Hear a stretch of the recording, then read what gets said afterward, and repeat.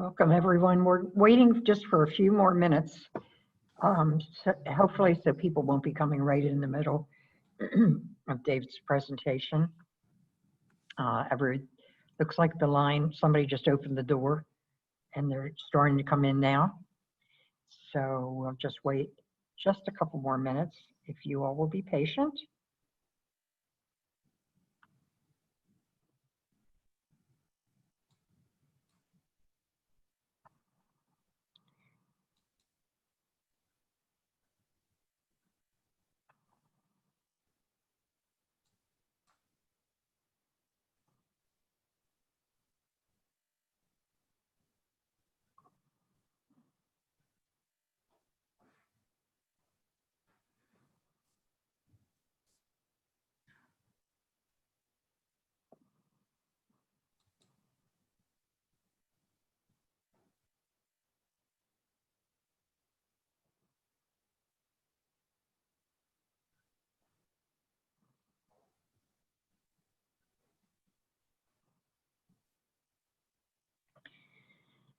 Okay, let's go. If they're late, they're late. Hello, everyone. I'm Marge Lafond. I am the program assistant at Rehoboth. Whoops. I just hit the wrong button, but you all are used to me doing that if you've been with us before.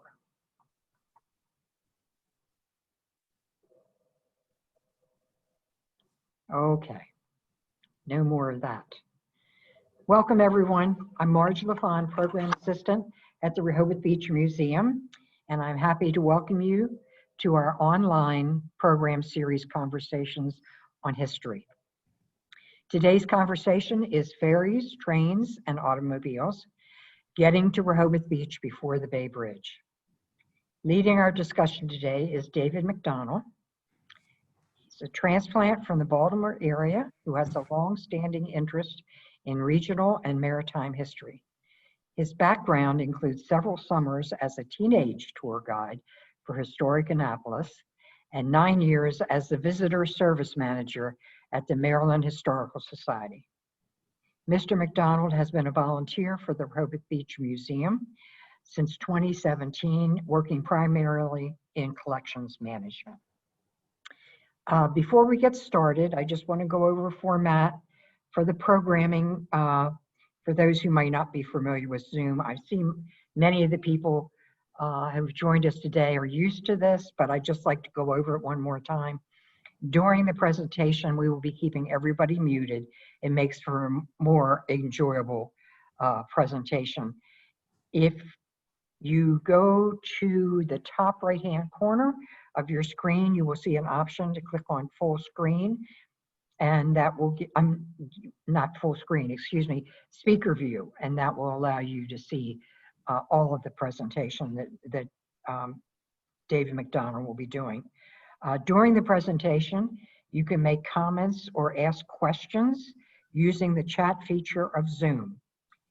You can find that chat icon at the bottom of your screen, and you click on that and you can type in a question. We will do a question and answer at the end of today's program using the chat feature.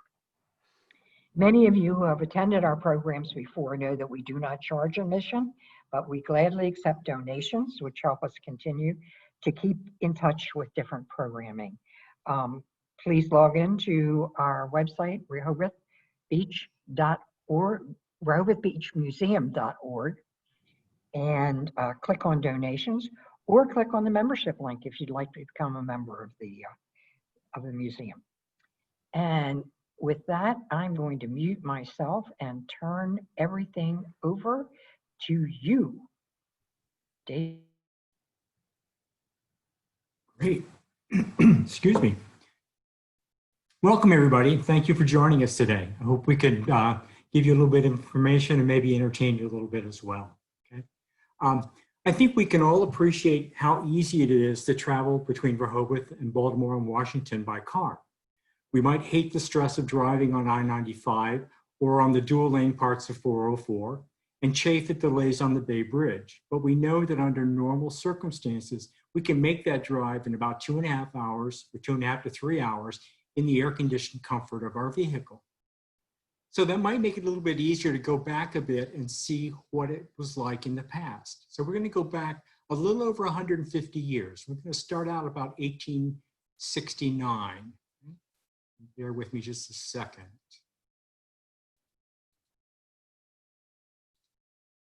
Okay, what we have here is a detail of the Rehoboth area from the Pomeroy and Beers Atlas from 1869, actually. Sorry, I mislabeled it. I'm sorry, David, I think you need to share your screen with us. We're still seeing you and not what you're trying to show us. Got it. There we go.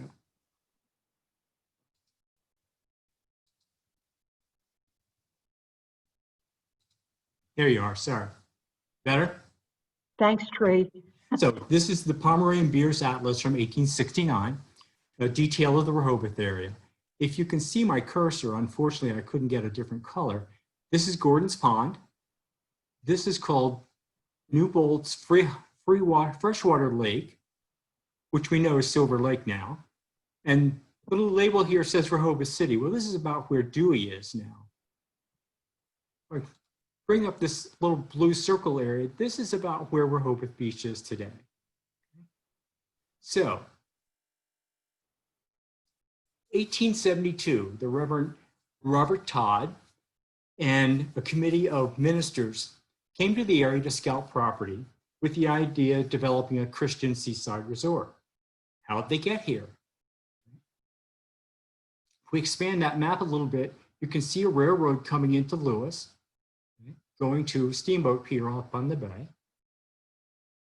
This is the Junction and Breakwater Railroad. This railroad connected with the main line, which was the Delaware Railroad, that ran from Wilmington all the way down to Delmar, and actually connected with a Maryland portion that went on down into the peninsula in Maryland. Excuse me. It ran through Lewis to the Steamboat Pier. There was a station right about where the Lewis Library is today. And so when people came in for the train, Reverend Todd and his likely took the train down from Wilmington and met the other committee members who were from Lewis, Denton, Maryland, and Baltimore. And from Lewis, they would need to travel overland to get to Rehoboth. So drivers from livery stations would meet people at the station and take them to their destinations. Or you could hire a horse and buggy at one of the livery stables or contact the stagecoach. Now this stagecoach, a lot of people think of the Wild West when they see a coach of this style, but this was called a Boston Concord coach, and it was very common throughout the country at the time. And then there were also touring coaches that were popular for sightseeing and other group trips. So let's go on to Rehoboth. We're going to go 6 miles through farmland, through the pines, on dirt roads, for the trip that was later described as dusty, slow, and bumpy. But the gentlemen liked what they saw, and they agreed to purchase 414 acres from Leonard Martin to begin their seaside resort. So the Camp Meeting Association, the Rehoboth Beach Camp Meeting Association, was incorporated in 1872, and by January 1873, development of the campgrounds in the community was underway. This is the first issue of the Rehoboth Beacon, which was published by the Camp Meeting Association, and it describes the founding of the association, the purpose, and the development that's gone on in the community so far. There was a land plot that showed the layout of the property. So we can see here the campground encampment here, Rehoboth Avenue, running down to the beach, Surf Avenue that ran along the beach, and a hotel, and all the lots laid out. And by this time, they had already sold about 500 lots. We go a little bit further in on that, you can see that there's a proposed railroad. Now here's the campgrounds, here's Rehoboth Avenue. The canal's not there yet, neither is the railroad, okay? So it took a little while to get that going. Excuse me. How did they tell the people how to get here?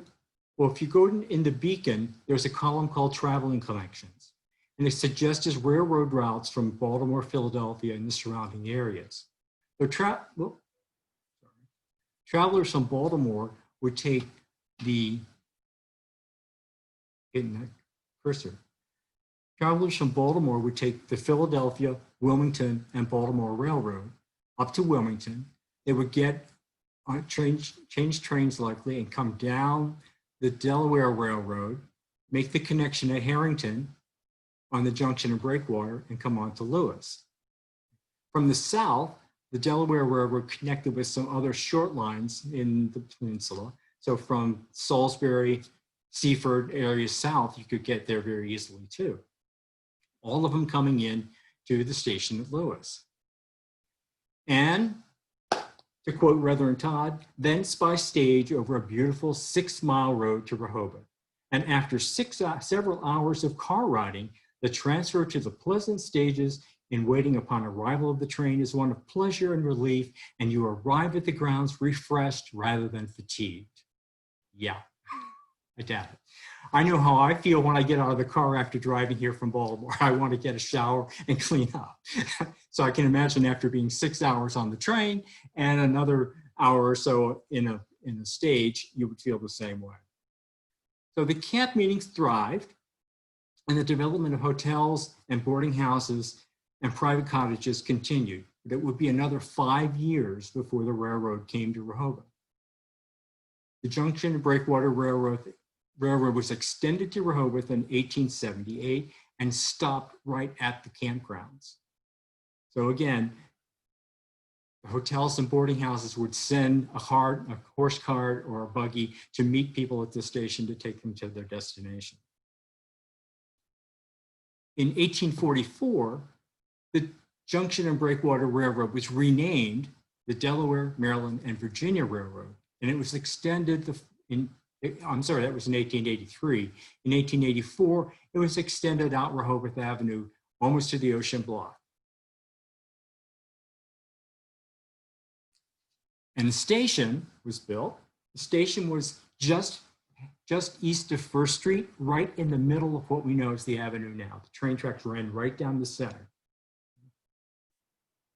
So completing the railroad to downtown Rehoboth had a major impact on setting this sleepy seaside village with a Methodist camp meeting ground on the path to becoming a major resort.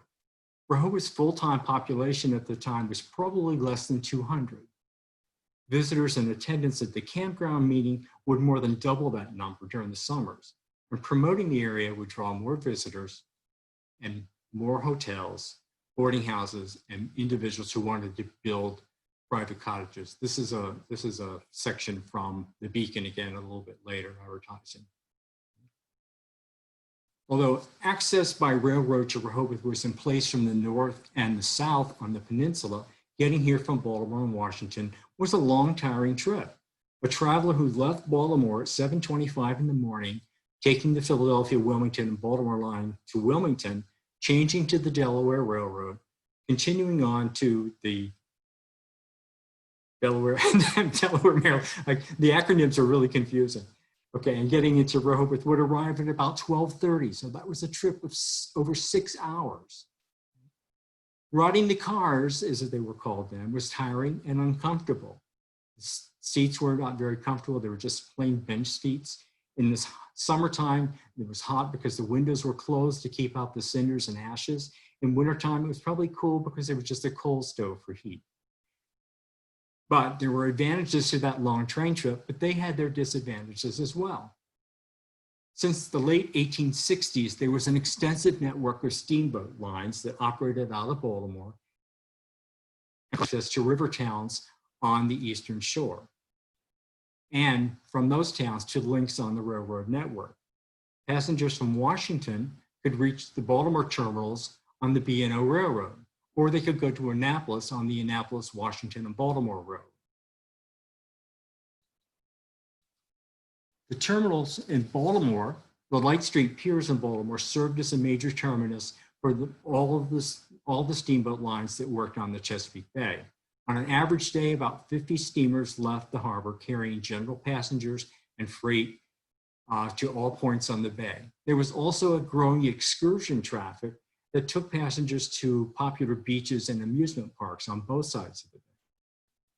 The Annapolis Steamboat landing was at King George Street, right beside the Naval Academy. And it served, of course, the state capitol, the Naval Academy, but there was also a ferry service from Annapolis across to Cleburne on the Miles River. Excuse me.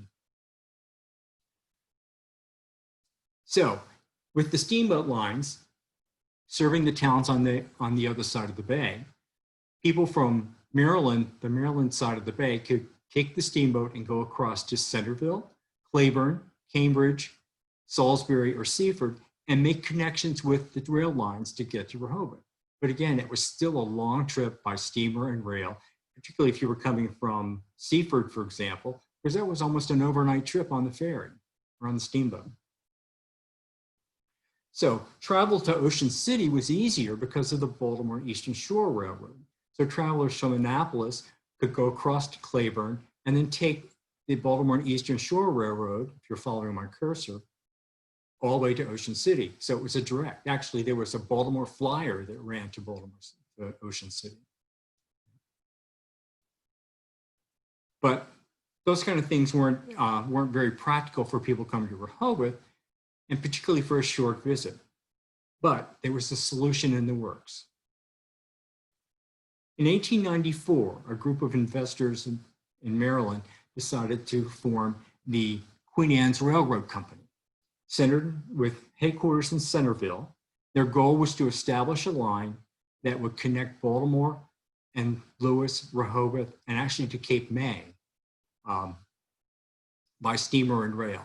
So they started construction, steamer line from Baltimore to Queenstown, and then the rail line to the state line of Delaware. Problem was that the Pennsylvania Railroad opposed their plan to reach Lewis because they were afraid of competition with their routes to Cape May. But in 1895, the Delaware legislature approved the line, so the Queen Anne's ran on across the state line to Lewis and then to Cape May. It actually followed along pretty closely to Maryland and Delaware 404 and Delaware 16. It passed through Wye Mills, Denton, Greenwood, Ellendale, and Milton before reaching Lewis. The station at Lewis, of course, for the Queen Anne's Railroad was near 3rd and Front Street, but people coming to Rehoboth got off at the Delaware, Maryland, and Virginia station and continued on the line down to Rehoboth. To support the bay crossing, the Queen Anne's Ferry and Equipment Company, which is a part of this Queen Anne's Railroad, chartered the steamers B.S. Ford and Gratitude from the Chester River Steamboat Company and put them on the Baltimore to Queenstown run. In the following year, in 1898, the steamers Favorite and Endeavor were added, and the sidewheel steamer Virginia from the Baltimore Steam Packet Company, also known as the Old Bay Line, was chartered to put on the link between Lewis and Cape May. Daily service was offered, leaving Baltimore about 6 in the morning and 3:20 in the afternoon, with the through trip to Rehoboth taking another 2.5 hours. Sunday excursion service was offered as well, leaving Baltimore at 7 in the morning and connecting with a special train to Rehoboth Beach and giving you a full 6 hours at the beach, and then returning to Baltimore by 10:30 in the evening. A round-trip excursion ticket cost $1.50. That was about $47 in today's money. Season tickets were $3, weekend tickets were $2. On July 1st, 1899, a new steamer was launched in Baltimore with the release of doves from the bow of the ship rather than the traditional smashing of a bottle of champagne. This was the Queen Anne. It was reported in the Baltimore Sun that she was 210 feet long, 52 feet wide. She had powerful engines and first-class accommodations throughout. She was licensed to carry about 1,000 passengers, and she averaged about 13 miles an hour, which meant that she could make the trip from Pier 9.5 in Baltimore to Queenstown in just over 2 hours. Oh, excuse me. So with the Queen Anne summer schedule, travelers could leave Baltimore at 7 in the morning and arrive in Rehoboth before lunchtime or just in time for lunch. After enjoying an afternoon on the ocean, they could catch the 5:30 train and arrive back in Baltimore by 10:30 in the evening. So the ability to make a day trip to Rehoboth Beach naturally had major impact on the town. The Sun newspaper in Wilmington in 1898 reported on the agreement to let the Queen Anne's Railroad use the existing line to Rehoboth and said that it's absolutely necessary for the success of the new railroad's passenger traffic that an excursion retreat be erected. If the railroad continues to dump people out on Rehoboth and leave them without any place for shelter except the open beach, people will abandon going there on the excursion. Well, the town and the independent entrepreneurs took note. The Delaware Gazette and State Journal, 1899, reported, "The new Queen Anne's Railroad, what is it doing for Rehoboth? It has already done much for the development of Rehoboth Beach, and it's doing more. It has opened this popular resort to easy access for the people of Baltimore and the Eastern Shore. It's created an excursion business to Rehoboth and is now providing ample accommodations for excursionists, something Rehoboth has badly needed." The article goes on to describe purchase of property at the corner of Rehoboth and Surf Avenue, which I think was the Manning property, and that it was being converted to an excursion house with a bowling alley and a shuffleboard and other games, and would provide accommodations for 1,000 excursionists, plus restaurants, a dance pavilion, and a seaside pavilion. So there were big plans. And also says that the ride to and from Baltimore across the Chesapeake Bay and on the Patapsco River is a delightful treat. Rehoboth excursions were popular, and the fare for the round trip being about $1.50. So, I'm sorry, there was also a plan in the same article that noted a plan to extend the Queen Anne's Railroad direct to Rehoboth with a splendid ride down the beach in full view of the ocean, near the Great Dune and the Cape Henlopen Lighthouse, arriving direct at the excursion house. I think we're all happy that didn't happen. So the direct connection by steamer and rail ushered in a really significant period of growth. And there were new hotels and boarding houses and private cottages. Electricity arrived, streetlights, and other attractions for the visitors. The Delaware Gazette reported in 1899, there's been considerable talk about the booming of Rehoboth. The Queen Anne's Railroad Company is entitled to much credit for the boom, but the Board of Commissioners, which has been advertising the beauties of the place, deserves the most credit. Rehoboth is beginning to resemble a miniature Midway.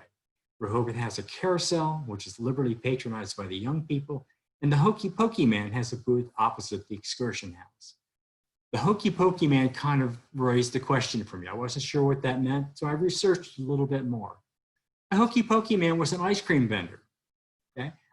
They worked out a lot from carts, and actually in Baltimore, I discovered there was a horns company that was one of the two Hokey Pokey vendors in Baltimore, but they're not related to the local horns.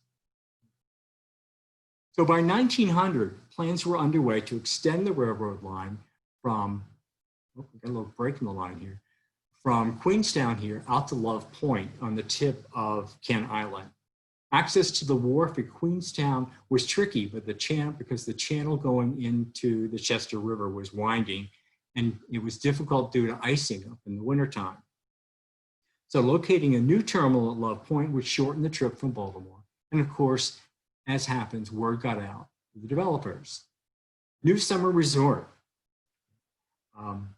noted that the Love Point Land and Improvement Company had bought 89 acres to develop a fine hotel and summer resort, and that the land near the planned terminal had greatly increased in value.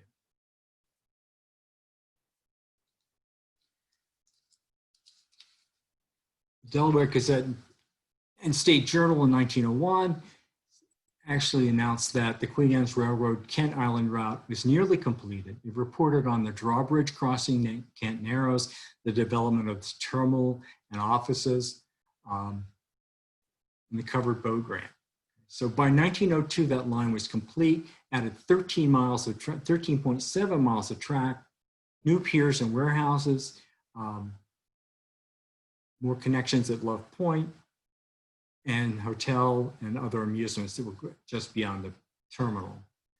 So now the Queen Anne's Railroad was in operation as its investors had originally intended, with steamers leaving Baltimore at 7 in the morning, passengers arriving at Queenstown by about 9:30, crossing Kent Narrows, and speeding across the peninsula at about 40 to 50 miles an hour, and then arriving in Rehoboth just in time for luncheon. So although business was good the first few years, the winter of 1903-1904 was particularly hard on the Queen Anne's Railroad. Ice on the bay blocked traffic for almost a full month. And then in February, the Great Baltimore Fire damaged the port facilities. The railroad didn't have the reserves to withstand that problem and the losses, and the line went into receivership. So the Pennsylvania Railroad steps up again. They were intent on expanding their reach in Delmarva. They bought the Weems Steamboat Company and the Chester River Steamboat Company and the Queen Anne's Railroad. On January 28, 1905, the Maryland, Delaware, and Virginia Railroad was incorporated in Maryland and Delaware, but placed under control of its twin bay-to-ocean crossing, the Baltimore, Chesapeake, and Atlantic Railway. The Baltimore, Chesapeake, and Atlantic ran that line from Claiborne to Ocean City, and they operated steamers all over the bay. The two lines kept their separate names, but they shared the upper management, they shared advertising, they even shared the steamers. This is a double-sided booklet. It's in our collection at the museum. It was issued in 1908, actually. The front half includes information about the Maryland, Delaware, and Virginia Railway Company, but it really focuses more on what the trip is like, what the experience is like riding the trains, what you see in Rehoboth, what you experience. There was also advertising, a lot of information about the hotels and accommodations as well.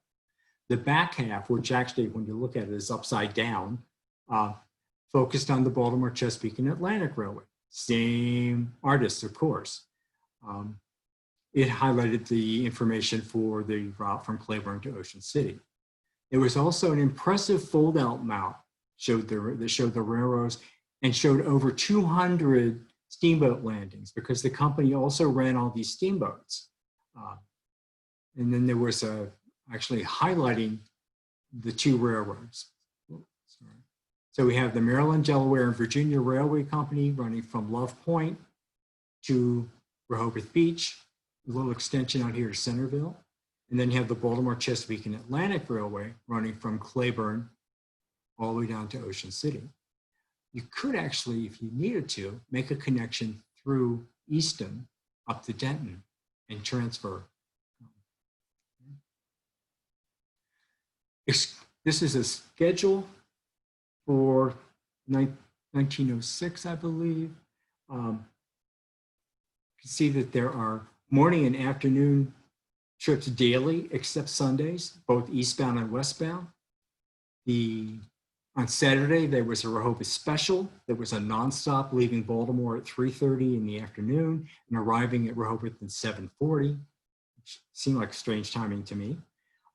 There was the Rehoboth Limited on Sunday, which left at 7:25 and arrived in Rehoboth at 11:42 with just one stop in Denton. And then there was a nonstop Baltimore special and Baltimore local that left Rehoboth late in the afternoon and got back into Baltimore about 9:15 p.m. Excursion trips were prominently advertised in the Baltimore and Washington papers, promoting trips to Love Point, Rehoboth Beach, the Claiborne trip, and other boat trips on the Chesapeake. Water trips again for Love Point, and all those. And then there were also advertisements for special trips on holidays like this 4th of July trip. It's interesting that the fares again were quite reasonable. It was just $2.25 for a Saturday through Monday ticket, $3 for a Friday through Tuesday ticket, and just $1.50 still for a Saturday only ticket. A season ticket, which was good for a return trip, anytime through September 30th, which is $3.50.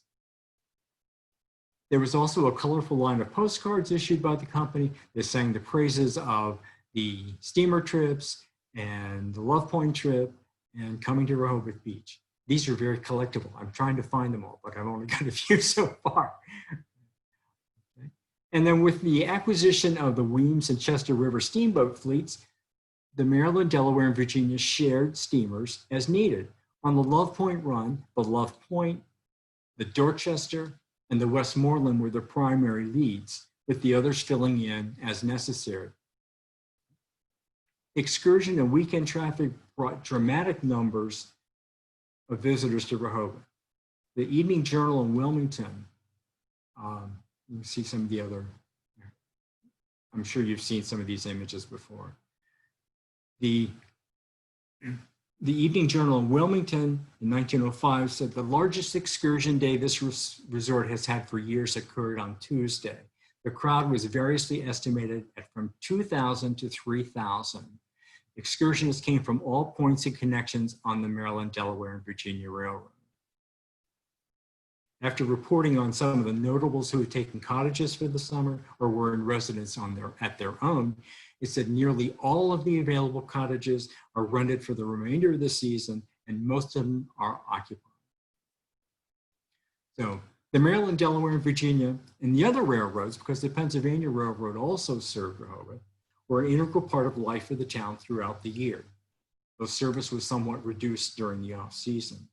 The arrival of the noon train was an event that drew people out. They came out to greet visitors, to greet relatives or business associates, to pick up shipments of freight, and even the film shown at the Blue Hen Theater. And for local residents, it offered a convenient and fast way to visit relatives or conduct business in Baltimore or Washington. About 1906, 1908, automobiles were starting to make their presence felt across the country and here in Rehoboth as well. At the same time, the passenger traffic on the railroads began to decline. Automobiles were becoming more common and the road conditions were improving, which made it easier for families to take a day trip or take a vacation by car.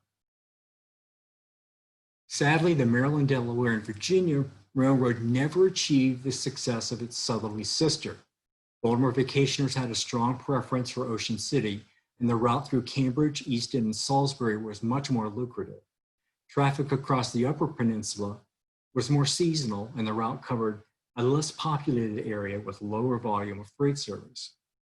Claiming that the line suffered an operating loss every year of its existence except 1910 and 1911, the Pennsylvania Railroad sold the line and its steamers in May 1923.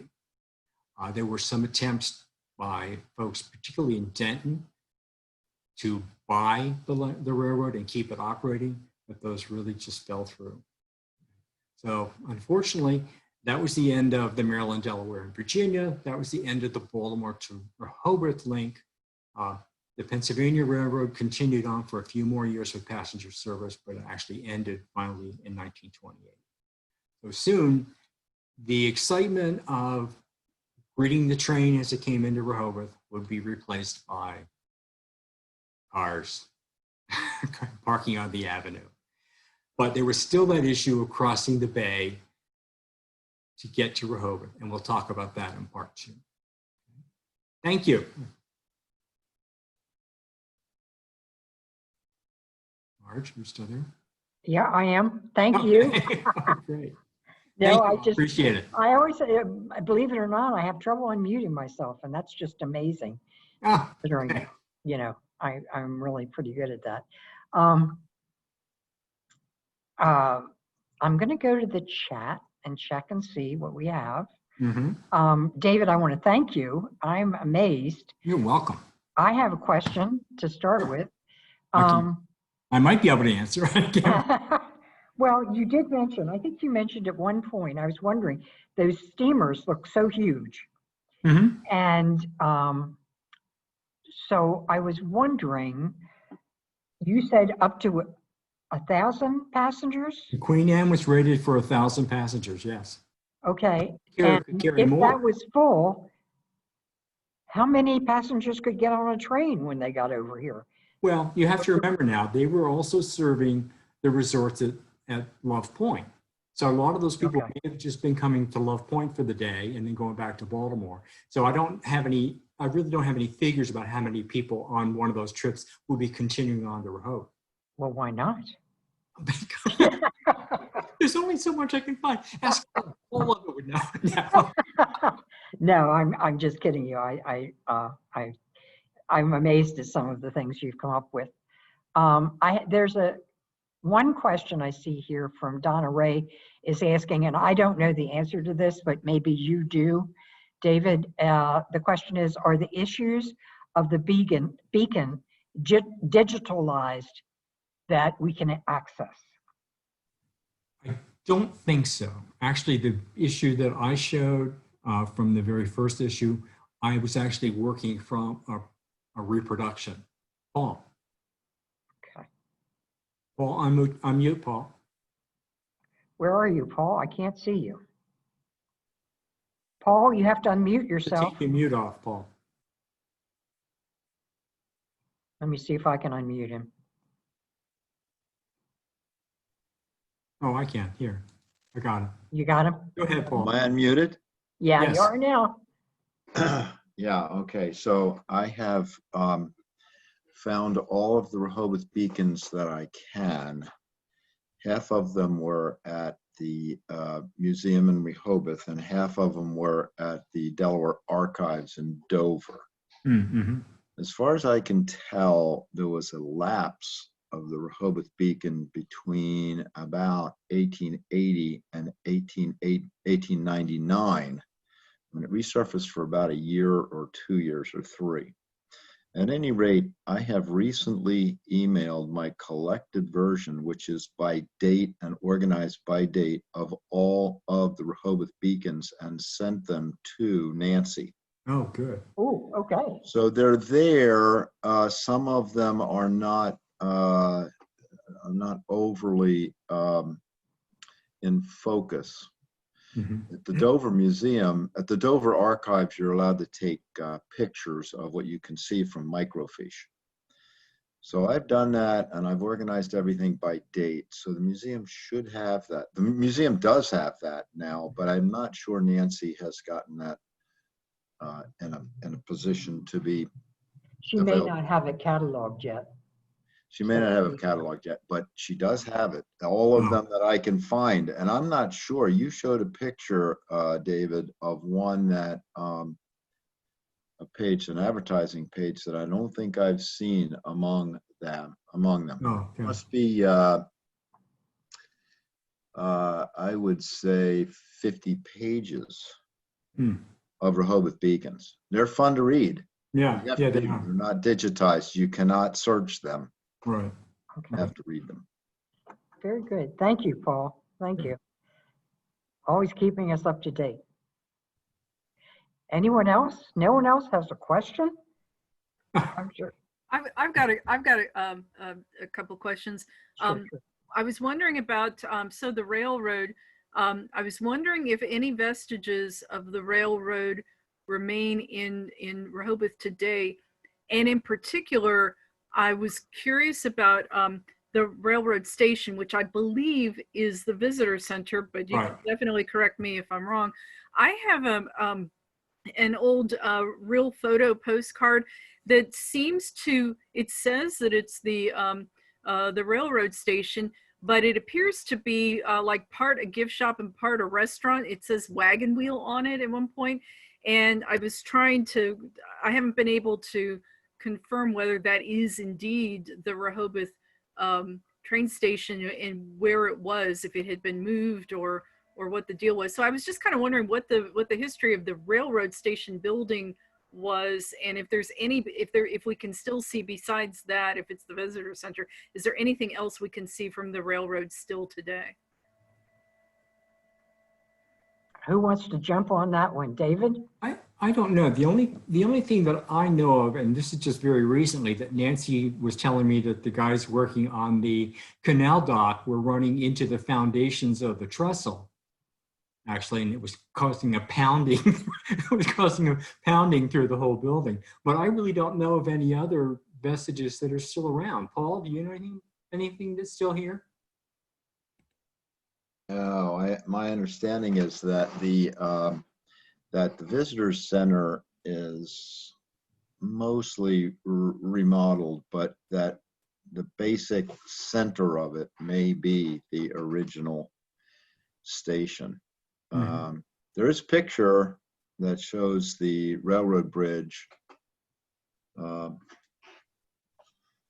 Here's a picture of the railroad bridge right there. Yeah, I've seen that one. Yeah. So at any rate, and there is another aerial picture which shows the swing bridge in its position.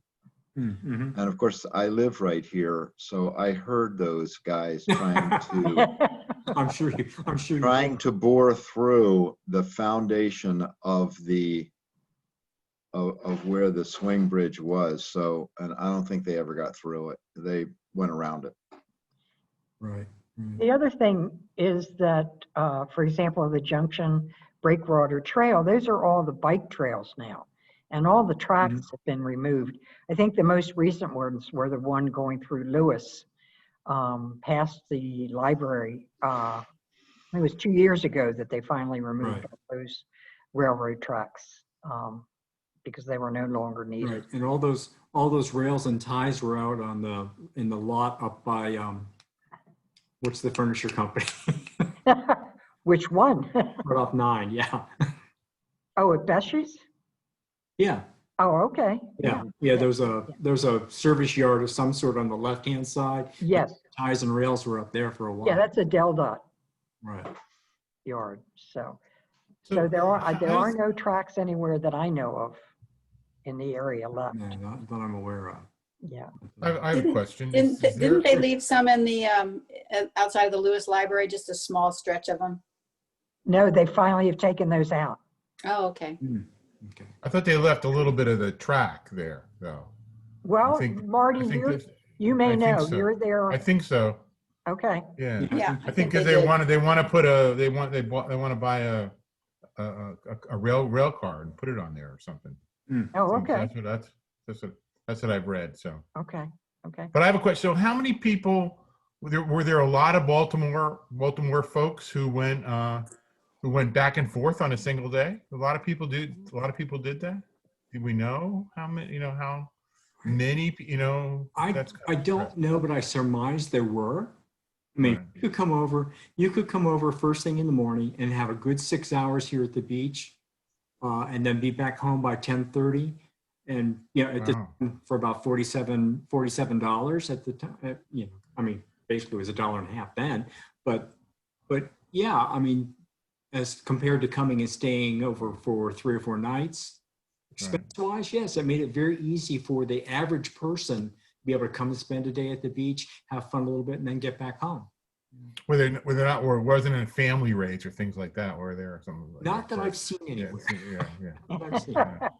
Like a mom and family. Yeah, mom and 3 kids or something like that. Yeah. I really don't know. I haven't seen it. And most of the hotels ever set up to have like 1 or 2 night stays and things like that? That I don't know. You'd have to we'd have to dig a little bit more into their advertising. Actually, I saw a fantastic advertisement for the Henlopen, actually. That was in the evening times in Washington for about 1912 or something like that. And I saved a copy of it, but I really didn't read it all. Yeah. Thanks. Paul, do you know? I can make a contribution to that. Yeah. If you read those Rehoboth Beacons, it will record who visited those hotels because it was a social highlight to be identified. And there were the Bright Hotel. He had a picture of one that was built in 1878. It burned down in 1894, but it had 80 rooms. Wow. When after they built an expansion, and it was described many times as being full. So also I don't know if you know this, but on Rehoboth Avenue and the boardwalk where Dolly's is today, family named as Dr. R. Waters owned a cottage there, and they would have parties in the 1890s that would be with folks from Baltimore. And eventually the Waters left that to the Baltimore YWCA, which is really which is really pretty famously where Dolly's is today. It's a beautiful, beautiful old building, beautiful old cottage. For those of you who may not know, although I think probably everybody does, Paul Lovett has been creating a diorama of Rehoboth Beach from the late 1800s, 1898, I think, to 1920. At any rate, and he has created some videos that are on our website that you can look at also. We have another question from Donna Ray. What is the tie-in with the building next to the VIA? It's for railroad workers, but she just wondered if you have any information on that. That was established, if I remember right, that was established for workers from the Pennsylvania Railroad as a rest house. Basically, they could come there, register, check in, and stay for a while without any charge, I believe.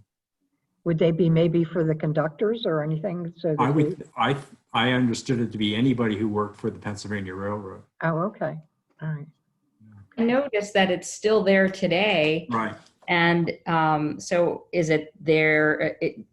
Do the descendants of these railroad workers have some ability to come and use that house? It's in a great spot. Yeah. I don't know. Paul, do you know? Yes, they still do. As a matter of fact, they had a 100-year lease, which comes up in 2021. Oh, Whoa. okay. So it'll be interesting to see how that will work out. But Well, who is it actually owned by? it's still owned by the retirement community of the Pennsylvania Railroad. Okay. Yeah. Yeah. But the city holds the lease? Yes. Cool. Interesting. I do have two other things that I didn't mention. Both railroads, the Maryland, Delaware, and Virginia, and the Baltimore, Chesapeake, and Atlantic, both had nicknames. The Maryland, Delaware, and Virginia was called Many Dirty Visits because, again, because of the smoke and cinders and things that, and there was even a reference somewhere of someone bringing a child to visit and the person saying, take this dirty baby away and wash it because they were so dirty from being on the train. And the Baltimore, Chesapeake, and Atlantic was nicknamed the Black Cinders and Ashes, also before Christ and after. There was also a tendency from what I've read there that the train would leave Claiborne early and leave people stranded at the pier there. So interesting. But, a couple little stories about the Maryland, Delaware, and Virginia. There was a story also about an engineer who was courting, let's say, a woman who lived in Lewis. And when the train pulled into Lewis, he would leave the train in charge of the firemen. They would have enough steam stoked up that the fireman could run the engine to Lewis. And then he would come back later on and meet up with the train while he had his visit with his lady friend. And I think there was another one about, was a conductor who would, when the train stopped in Denton, would wire ahead to somewhere in Lewis, and they would meet the people. He would take orders for ice cream for people on the train. And when the train got to Lewis, the ice cream vendor would meet the train with the ice cream for people. Yeah, just interesting. Or the reverse. Or the reverse. They took orders in Lewis and got the ice cream at Denton. Oh, okay. Okay. Oh, really? Mhm. I was wondering about that, whether there was any provisions for food, either on the steamers or the railroad? Steamers, yes. On the steamers, yes. I don't know about on the trains. I think people took their lunch baskets or their picnic baskets or things with them on the train. Yeah. Very good. Okay. Any other thoughts, questions, comments? Well, if there is no more, Can I ask clarification? That building that was mentioned that has the 100-year-old lease, 100-year lease that's up next year. Is that, I seem to remember a building that was kind of white with maybe with green trim and a brick chimney that was somewhere around the Boardwalk Hotel. Is that the building I'm thinking of, or is this a different building? this is right, it's set back from the boardwalk and it's right next to the VIA building and the VIA parking lot, if you know where it's closer to the Henlopen. Okay, what is the VIA? Come in behind that parking lot, you can see a railroad crossing sign there right in front of it. So I'm sorry, VIA is Village Improvement Association. Thank you.